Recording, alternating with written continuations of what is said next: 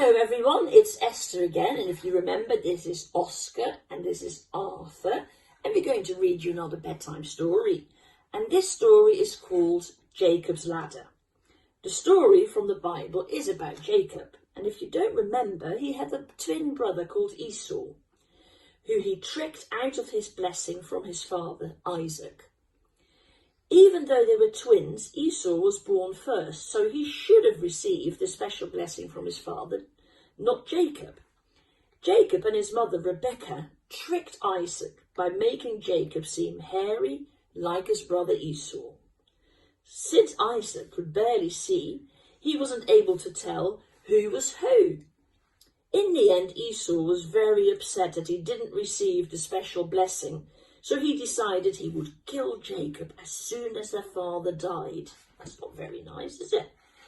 It may seem very wrong that Jacob took Esau's blessing, but it was supposed to happen this way. The Lord told Rebecca when she was pregnant that she had two nations inside her. One would be stronger than the other, and the older would serve the younger. So even though Jacob wasn't originally supposed to receive the blessing, this is the way God wanted it to be. Rebecca knew about Esau's plan to kill Jacob, so she told him to get out of town until Esau wasn't so mad anymore. So Jacob left. I'm thinking Jacob either walked or was riding a horse, and at the end of a long day of travelling, he decided to stop for the night. It must have been a warm evening, because Jacob just slept under the stars. He didn't have a pillow with him, but even if he had, I'm not sure they would be anything like the pillows we have now. Soon he found a good-sized stone to lay his head on. He must have been tired, because he fell into a deep sleep and began to dream. First he saw a long stairway that touched the ground, with the very top of it reaching heaven. Maybe in his dream, heaven was where the clouds were. It doesn't say.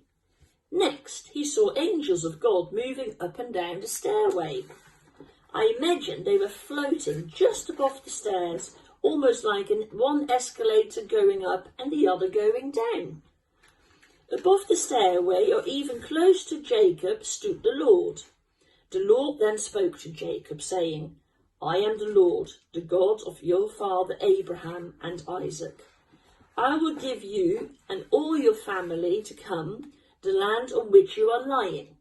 Your family will continue to grow each generation as much as the dust of the earth, which is lots of lots. All of your family will spread all out over the world, and you will bless those around you. I will always be with you, watching over you, and will return you to this land until I have done everything I promised you. When Jacob woke up, he realized that the Lord had been with him there. He was afraid because of the power and the presence of God and said, How awesome is this place! This is the house of God. This is the gate of heaven. Before he left, Jacob used the stone that he rested his head on and set up a pillar and poured oil on it. This is like a marker for Jacob to remember the dream he had from God and to remember and thank God for the promise he made to him. He called the place Bethel, which means house of God. Then Jacob made a promise to God. If God will be with and watch over me on my journey and provide me with clothes and food and bring me back home safe, then the Lord will be my God, and the pillar that I have made will be God's house. And all that you give me, I will give 1/10 in return. Jacob had an amazing experience. I'm sure no one would be able to convince him that his dream wasn't a special message from God just for him. God can speak to us in many ways. Through our other believers, our conscience, through his creation, and through dreams as well. Of course, we all have bad or crazy dreams, but I think if God really had something important he needed us to know, he could speak to you in a wonderful dream, and you would know without a doubt that it was a special message just for you from God. Did you like that story? Yeah. Are you tired? Esther. Yeah, you talked with us through the camera, didn't we? Are you going to wave and say to people, good night? Good night. Good night. See you again. Good night.